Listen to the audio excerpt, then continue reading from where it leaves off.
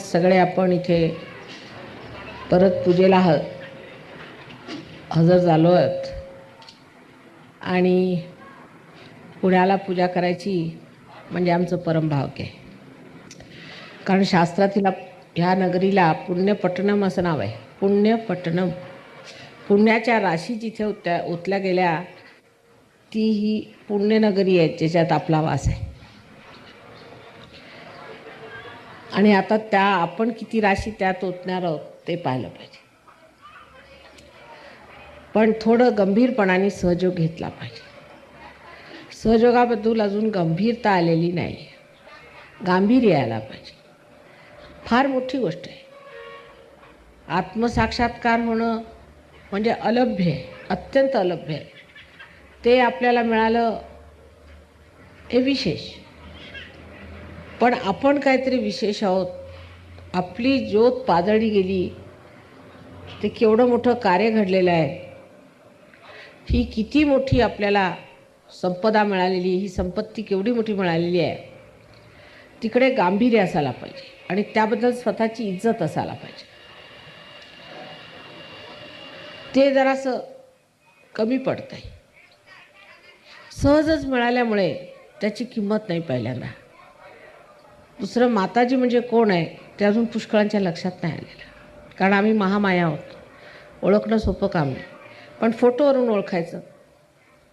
फोटोत पुष्कळ दाखले आहेत आणि तुमच्या जीवनात सुद्धा अनेक घडामोडी होतात. जे लोक गंभीरपणाने सहयोगात येत नाहीत तिकडे बोलू नका म्हणा मागेल जेवणाच्या गडबडीत.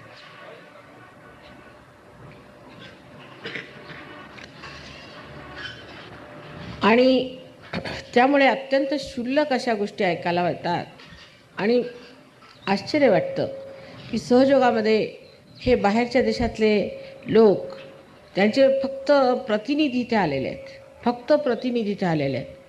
आणि किती गंभीरपणाने हे सहयोगाकडे बघतात आणि आपली स्वतःची प्रगती करून घेतात. आणि अजून आपल्या महाराष्ट्रात जिथे संतांनी एवढं आपलं रक्त ओतलेलं आहे तिथे अजूनसुद्धा लोकांमध्ये ती गहनता आलेली नाही आणि क्षुल्लक गोष्टींमध्ये डोकं घातलेलं आहे. लक्ष अगदी क्षुल्लक गोष्टीत आहे. आणि हमखास ते पुण्याला घडतं हे पाहून मला फार फार फार दुःख होतं. तर आज सांगायचं म्हणजे असं की आता पुष्कळशा गोष्टी इथे आल्यावरती नजरेत आल्या माझ्या की लोकांचे व्हायब्रेशन्स ठीक नाहीत. पहिली गोष्ट ते मला एकदम स्टेशनवरच जाणवलं. तर मी माझा एकदम जीव धकला. म्हटलं झालं काय, परत काहीतरी सुरू झालं इकडे. तेव्हा 1-2 सेंटर्स आता बंद करायला पाहिजेत असा माझा विचार आहे. जर 1-2 सेंटर्स बंद केले तर कदाचित ती निगेटिव्हिटी वाढणार नाही. कारण असं आहे की एकदा सेंटर सुरू झाले म्हणजे लोक जर जेव्हा नवीन नवीन सहयोगात येतात आणि जमत नाही त्यांना आपला अहंकार त्यात तृप्त करायचा असतो. कोणत्या ना कोणत्या बहाण्याने तो सुरू असतो. काही ना काहीतरी खुसपटं निघतात. आता विशेष करून वाईट हे वाटतं की पैशाकडे फार लक्ष आहे पुण्यनगरीत आणि त्यामुळे ही भिकार दशा आहे. भिकाऱ्यांसाठी सहयोग नाही आहे. भिकाऱ्यांनी भिकाऱ्याला काय द्यायचं आहे तुम्ही सांगा. जर तुम्ही भिकारी असले तर तुम्ही लोकांना काय देणार. भिकाऱ्यांसाठी सहयोग नाही आहे, श्रीमंतांसाठी आहे. श्रीमंत म्हणजे ज्यांच्या मतीमध्ये श्री आहे. जे भिकारपणाच्या गोष्टी करतात त्या लोकांसाठी सहयोग नाही. ते लोक क्षुल्लक गोष्टींकरता त्रास देणार आहेत. तेव्हा अशा लोकांनी सहयोग कृपा करून सोडावं म्हणजे फार भलं होईल. आमचंही भलं होईल, तुमचंही भलं होईल. आणि असे लोक जर सहयोगात राहिले तर त्यांना त्रास होणार आहे. उदाहरणार्थ एक सांगते मी तुम्हाला. म्हणजे ह्या गोष्टी बोलल्या नाही पाहिजेत. आज पूजेचा दिवस आहे पण सांगितलेलं बरं म्हणजे लक्षात येईल. मुंबईला जेव्हा आम्ही सुरुवातीला लोकांना सांगितलं की आम्हाला काही पैसे नकोत, अजून काही सहयोगाचे बरोबर ठीक झालेलं नाही आहे, जोपर्यंत ट्रस्ट होत नाही मी पैसे घेऊन कुठे ठेवू, कसं घेऊ ते मला करायचं नाही. तर ट्रस्ट होईस्तोवर तुम्ही थांबा. तुम्ही मुंबईला भयंकर लोकांना खर्च असतो पगार जरी असला तरी सुद्धा. त्या माताजी असं कसं आम्ही काहीतरी दिलंच पाहिजे, तुम्ही काय देऊ नका, सध्या आहेत माझ्याकडे पैसे, जे काय करायचं रजिस्ट्रेशन वगैरे आधी होऊ देत व्यवस्थित, मग तुम्ही द्या. तसं झालं. त्याच्यानंतर ट्रस्ट रजिस्टर झाल्याबरोबर सगळ्यांनी सांगितलं माताजी आता तर आमच्याकडनं पैसे घ्या. तर म्हणे कमीत कमी प्रत्येकाकडनं 1000 रुपये तरी घ्या. अहो इतके सर्वसाधारण लोक मला आश्चर्य वाटलं. मला कधी वाटलं नव्हतं हे लोक 1000 रुपये आणून घालतील. त्यांची तुंबळ गर्दी की हे 1000 आमचे ठेवा, आमचे ठेवा, आमचे. अर्थात मी सुरुवातीचे 1,00,000 रुपये माझे स्वतःचे भरले, ती गोष्ट वेगळी. पण बाकी लोकांनी जी तुंबळ गर्दी तिथे केली की आमचे 1000 घ्या, आमचे 1000 घ्या, त्याचं आश्चर्य वाटलं. त्यात 17 माणसं आली. ते म्हणे माताजी थोडेसे कमी राहिले, तेवढे मिळाले म्हणजे द्या. म्हटलं असं करा, सध्या मी तुमचे देते पैसे, मग तुम्ही देत राहा, काही गर्दी नाही. त्यांच्या नावाने मी 17,000 रुपये जमा केले त्या एका गृहस्थाकडे. ते श्रीमान पुणेकर स्टाईल होते. त्यांच्याजवळ रुपये जमा केले, त्यांनी घेतले रुपये ते माझ्याकडनं व्यवस्थित. ते 8-10 माणसं बसली त्यांच्यासमोर आणि जमा नाही केली ते परत. झालं काय, गहाळ झाले. अरे गहाळ कसे झाले? 17,000 रुपये गहाळ कसे झाले? गहाळ. आणि मग त्याच्यावरती तोरा असा की येऊन की हे तुमचे ब्लॅकचे पैसे होते माताजी, तेव्हा त्या गहाळ झाले. तर म्हटलं ब्लॅक बिकचे नव्हते, मी बँकेतनं पैसे आणते नाही, माझे बँकेतले पैसे आहेत, हे बघा तू. माझं ब्लॅकचा एक पैसा तुम्ही म्हटलं बोलून आणा कुणाला, मी दाखवते ना माझ्याजवळ बँकेत तेच पैसेच आहेत, सगळे बँकेतच असतात माझे, कधीही पैसे ब्लॅकमध्ये नाहीत. तेव्हा तुम्ही असं कसं म्हणता? म्हणजे हा तोरा. आणि त्या माणसाला मग कॅन्सर झाला, मेला, सगळं झालं. पण मी काही त्याच्यावरती काही शाप केला नाही किंवा काही नाही. मी त्याला काही, तो माझ्या मुलासारखा, त्याला मी कशाला दुःख देणार. पण जेव्हा तुम्ही आईच्या चित्तातनं उतरले की तुम्हाला भूत धरणार, तुम्हाला त्रास होणार आणि तुम्हाला मग ते भोगावं लागणार. पण इथले लोक भयंकर कद्रुक आहेत पुण्याचे, असं मला दिसतंय. तिथे जर त्यांना म्हटलं की 11 रुपये कमीत कमी देणे, तर सगळे निदान तरी सगळे 51 रुपये तरी देतात, निदान. अहो एकदाच द्यायचं माताजी, एकदाच येतात. पण आता मी हिशोब बघितला तुमचा, तर मला आश्चर्य वाटलं की प्रत्येकाला खर्च वजा करून 7 रुपयेसुद्धा तुम्ही पूजेचे दिलेले नाहीत कुणीसुद्धा. आणि ते एका फॅमिलीला 7 रुपये पडले. पूजेचा सर्व खर्च काढल्यावरती बघितलं तर त्यांनी 2,700 रुपये मला एकंदर दिले संबंध वर्षाचे.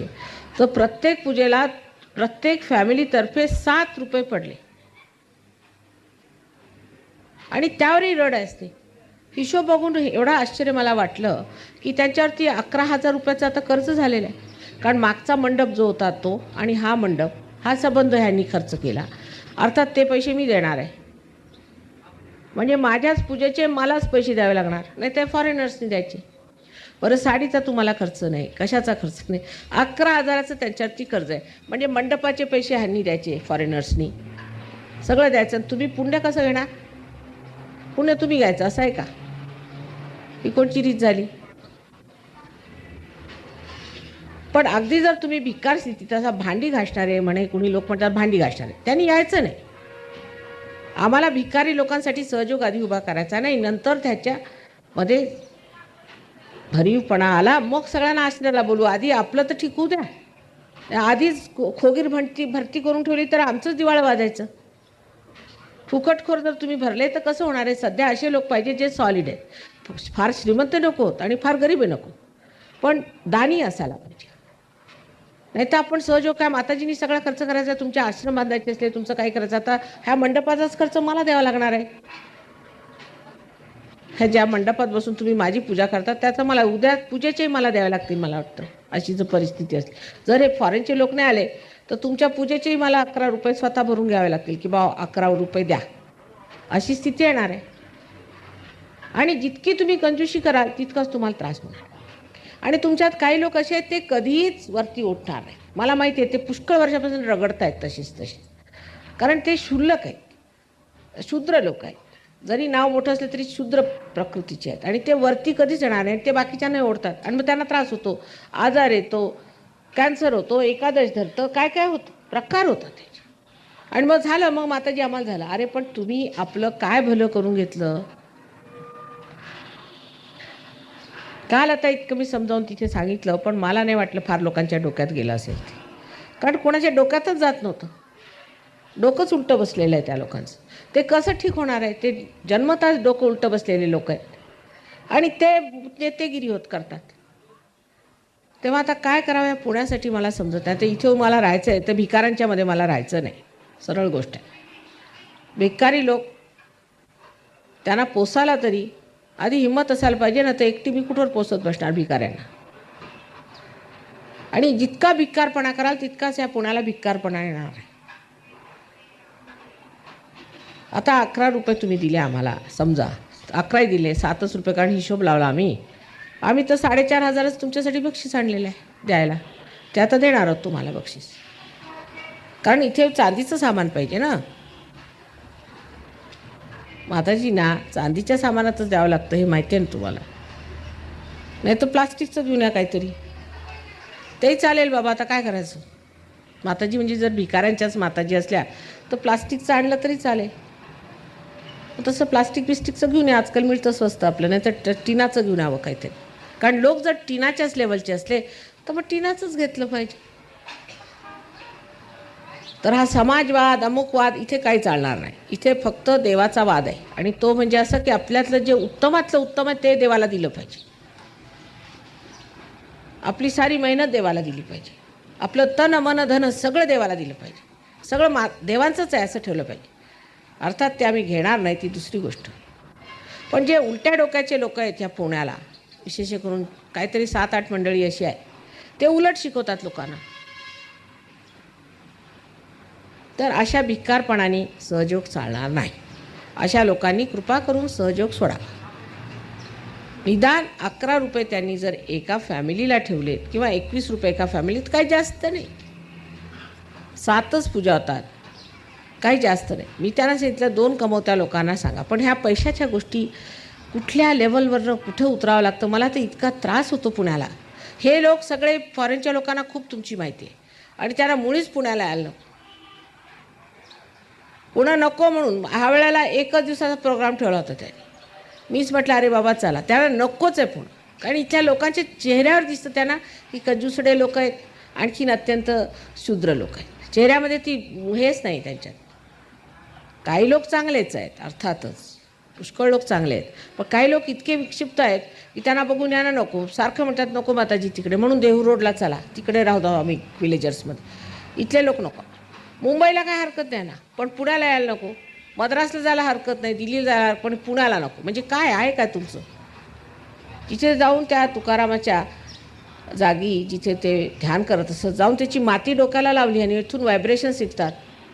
पुण्याला म्हणे सगळ्यांचे गरम गरम येतात म्हणे या लोकांची सगळ्यांचे, पण नको म्हणा, गरम लोकांच्या जवळ आम्हाला राहायचं नाही.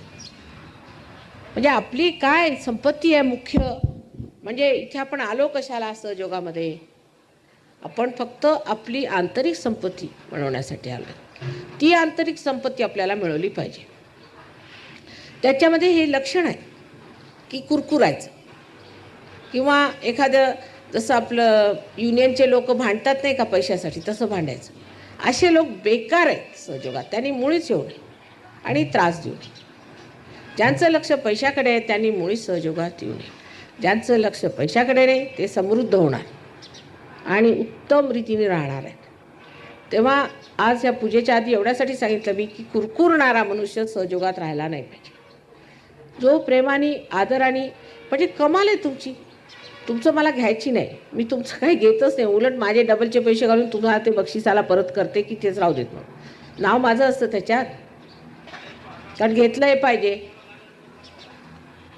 म्हणून घेते. थोडंसं घेतलं पाहिजे. ते कशाला? की त्यांनी तुमचं धन वाढावं म्हणून. नावाला ते कसलं काय, नुसतं नावाला घेते आणि परत त्याचं काहीतरी करून तुम्हाला देते तुमच्या सेंटरला. सगळ्या सेंटरला जर व्यवस्थित होतं, अहो त्या राहुरीला तुमच्यापेक्षा जास्त पैसे होतात. आश्चर्य वाटतं मला. राहुरीला तुमच्यापेक्षा जास्त पैसे, त्या नाशकाला जिथे कितके थोडे तिथून तुमच्यापेक्षा जास्त पैसे येतात. त्या सर्व पैशांच्या दमावरती तुमच्यासाठी आम्ही चांदीची भांडी घेतो. म्हणजे सगळ्यात भिकारी पुण्याचे लोक आहेत हे सिद्ध झालं सोपतो आत्तापर्यंत. 11,000 रुपयाचं आता कर्ज आहे यांच्यावरती. ते कोण देणार? माताजीच देणार. हा आमच्या माताजी देतील सगळं. म्हणजे या फॉरेनर्सना सुद्धा हे दिसतं की नाही, यांच्यासमोर सगळे हिशोब आहे त्यांच्या पैशाचे. ते म्हणजे हे आहे काय ह्या लोकांचं? साडीसुद्धा हे घेणार, मंडपाचे हे देणार, पूजेचे हे देणार, म्हणजे तुम्ही देणार काय? आणि ही सुरुवात आहे. पैशापासून माणसाच्या परखीची सुरुवात होते. पैशातच मनुष्य कसा आहे तो दिसतो. आता सहयोगामध्ये किती तुमचे खर्च वाचतात जर शहाणपणाने राहिले. डॉक्टराला पैसे नको, अगदी वर बघितलं तरी. इकडे तिकडे देवळात जाऊन पैसे फेकायचे ते नको, तीर्थाला जायचे ते नको, नसते उपास तपास करून खर्च वाढायचे ते नको, भलत्या पूजा घरात करसत ते नको, काही नको. त्यातून इतर छंद सुटलेले असतात, सिनेमा हे ते फालतूचे छंद सुटून नंतर दारू व्यसनं सुटल्यामुळे ते पैसे वाचतात, अगदी अगदी वरच्या लेवलला. पण सगळ्यात मुख्य म्हणजे परमेश्वराचा आशीर्वाद आल्यावरती काय मुश्किल आहे. पण ते पात्रता घेण्यासाठी आधी पैसाच कंजूसाच्या सुटत नाही. कवडी चुंबक लोक, ते कवडीला जर चुंबकासारखे चिकटले, ते परमेश्वराला कधी चिकटणार आहेत. अजून 100 जन्म घेतले तरी नाही चिकटणार, हे मी तुम्हाला सांगतो.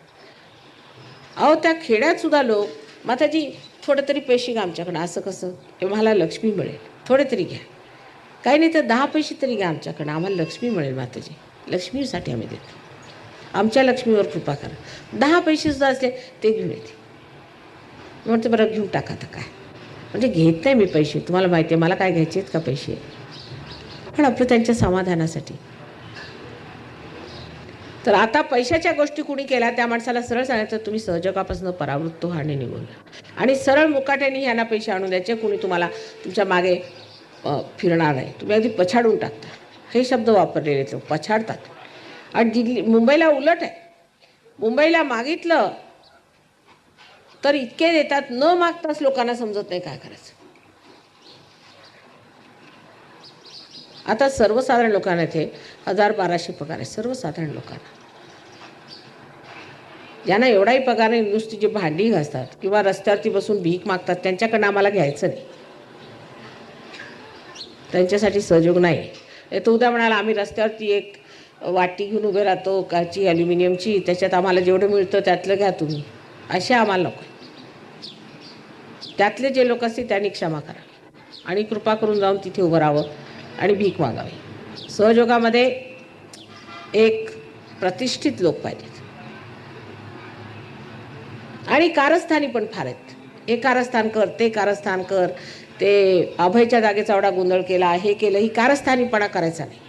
मग हे कारस्थानं केल्यावरती मग आजार आला, तब्येती खराब झाल्या, म्हणजे मग माताजींनी खराब केलं आमचं, असं बोलायचं.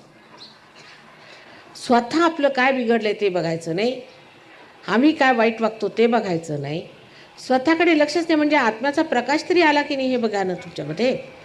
आत्म्याचा प्रकाश आल्याबरोबरच ही माणसं कशी एका दिवसात झाडून वरती उभी राहतात. आणि तुम्ही कसे हो लोकात? तंबाखू खातो तो खातोच आहे, दारू पितो तो पितोच आहे. आणखीन इतकंच नव्हे तर जो कारस्थानी तो कारस्थानं करतच आहे.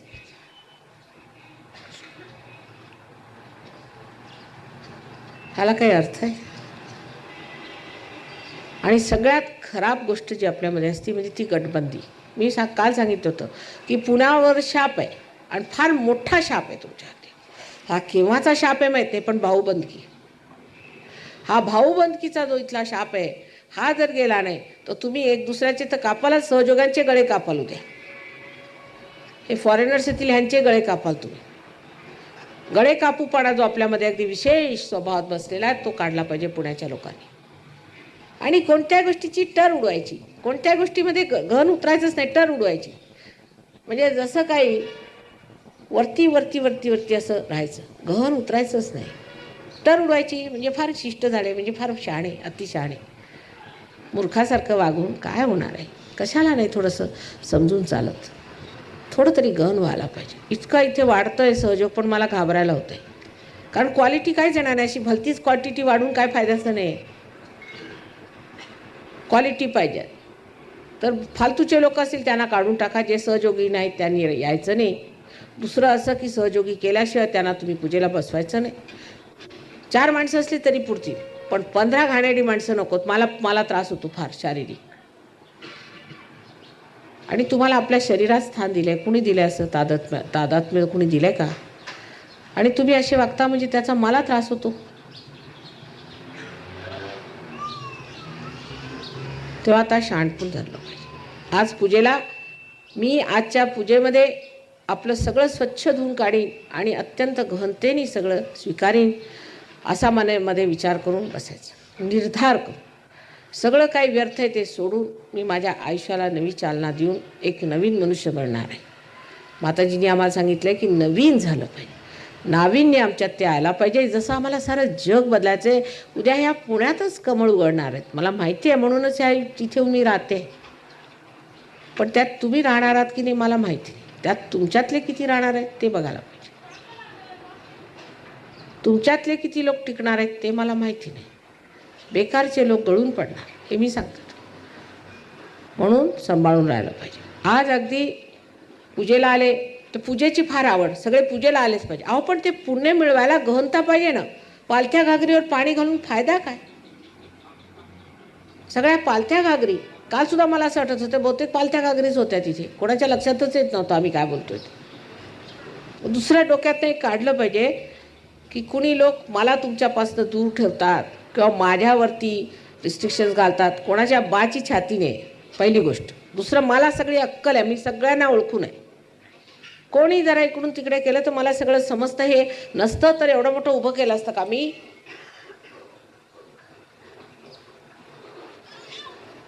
जी मंडळी कशी आहेत, ते कसे लोक आहेत ते सगळं मला माहिती आहे. मीच म्हणते म्हणून असं करतात. म्हणूनच मी म्हणते की कुणाला बोलू नका, मला भेटायचं नाही कुणाला. मीच म्हणते, ते काय म्हणणार आहे?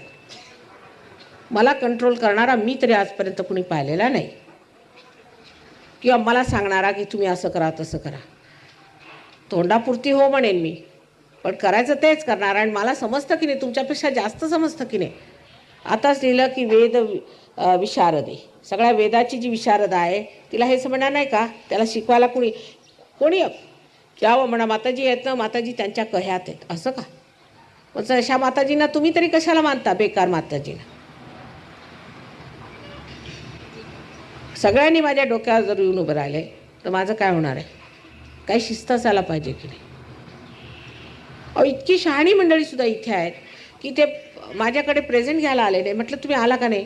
नाही माताजी, आम्ही म्हटलं की असं आहे, अजून आमचं सहयोगात एवढी प्रगती झाली. पुण्यातलंच सांगते. आम्ही म्हटलं असं कसं, अजून आम्ही एवढे मोठे सहयोगी नाही. तर जे पुढे आले ते सगळे बेकारच होते. कोण मोठे आले ते? काही होते म्हणा चांगले. तर आम्ही कोण सहयोगी होत? असेही लोक या पुण्यात आहेत. आम्ही कोण मोठे, आम्ही कशाला घ्यायचं आहे? प्रत्येक वेळा फॉरेनच्या लोकांनी तुमचं पैसे द्यावेत आणि पुण्य मात्र त्यांना मिळणार आहे. बाकी तुम्हाला मिळतील, बाकी जे काय असेल ते. रेडिओ बिडिओ घेऊन बसा घरी. पुण्य घ्यायचं आहे की रेडिओ घ्यायचा आहे पहिली गोष्ट. फॉरेनच्या लोकांनी हे द्यायचं ते द्यायचं, मग फॉरेनचे पैसे माताजी त्या, असं बोलायचं नाही. हे भिक्कारपणाचं लक्षण आहे. आणि सहयोगाने तसं मुळीच बोलायचं नाही, शोभत नाही. तुम्ही सहयोगीत आहो, योगी राज तुम्ही.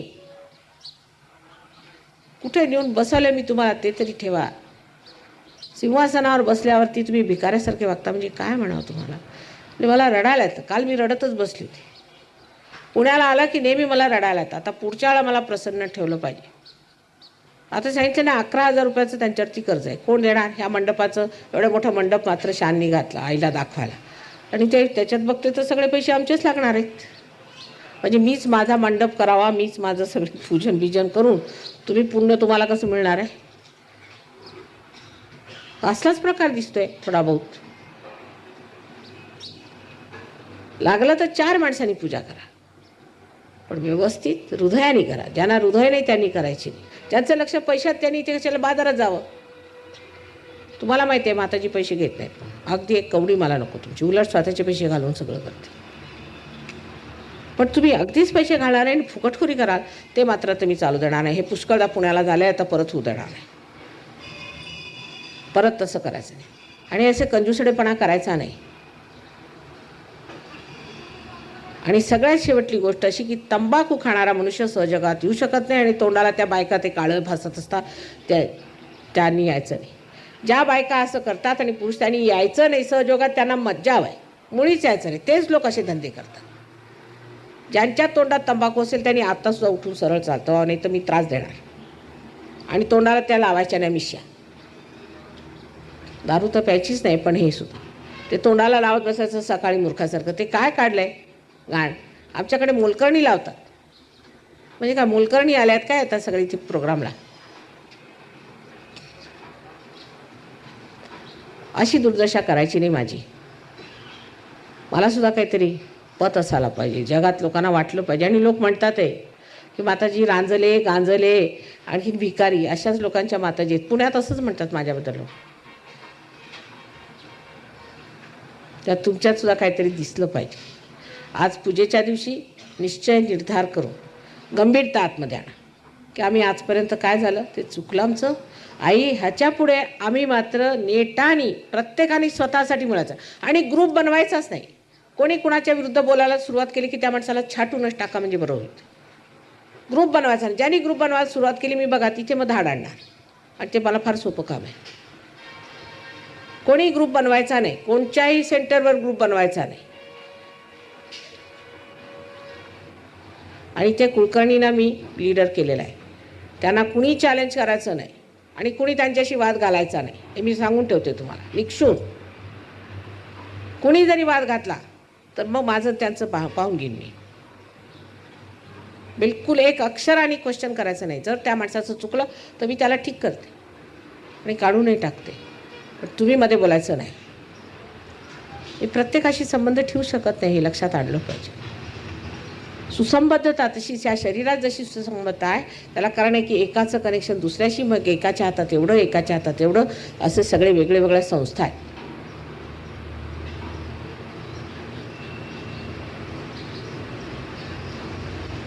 जोर जबरदस्ती करायची नाही. स्वतःवर जोर जबरदस्ती करा, स्वतःला नीट करा, स्वतःला बघा, स्वतःकडे लक्ष द्या.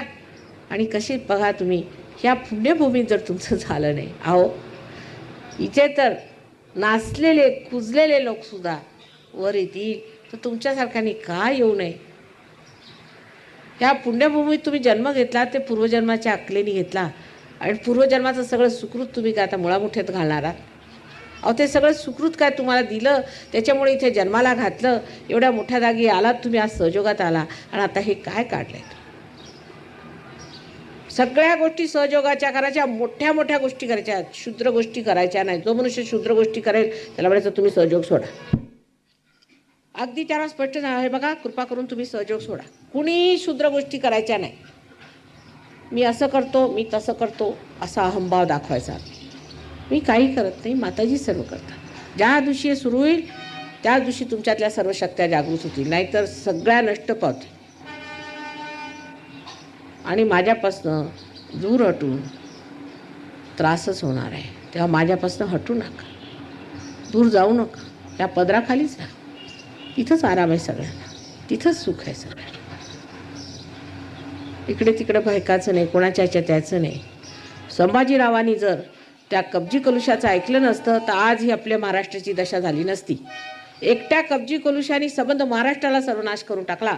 तसेच आपल्यात पुष्कळ त्या कब्जी कलुशे मला दिसत आहेत. त्यांच्या नादी लागायचं नाही. इथे शिवाजी महाराजांसारखे छत्रपती उभे झाले पाहिजे, तरच हा पुणा आहे आणि पुण्याची पुण्याई, नाही तर बेकार आहे सगळं.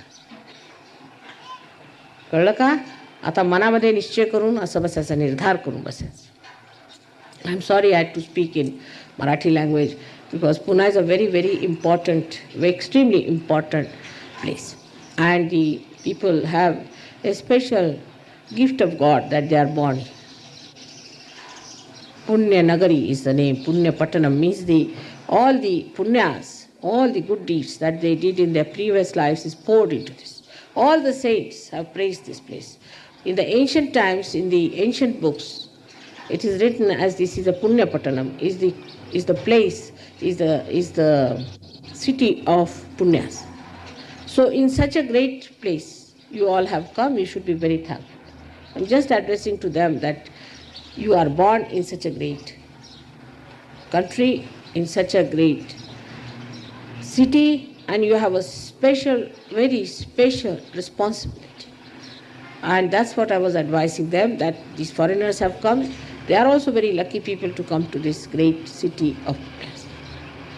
And by God's grace, I'm sure they will achieve a big ascent in this puja. So let us all decide today not to worry about small frivolous things, but think of something higher that we want to achieve. The highest that we want to achieve in our ascent. The greatest that we want to achieve in our.